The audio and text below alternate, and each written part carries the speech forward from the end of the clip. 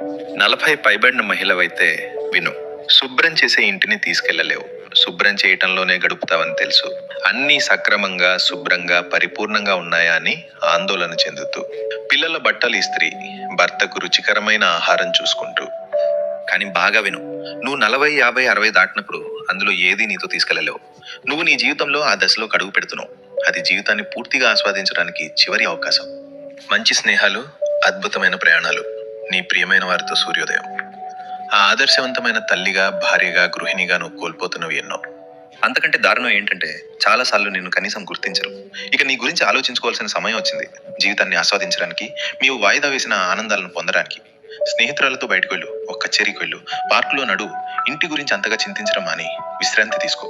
జీవితాన్ని సానుకూల దృక్పథంతో చూడటం ప్రారంభించు. ఈ దశలో దేవుడు మీకు తోడుగా ఉండమని ప్రార్థించండి. మీరు ప్రతి క్షణాన్ని ఆనందించడానికి అర్హులు.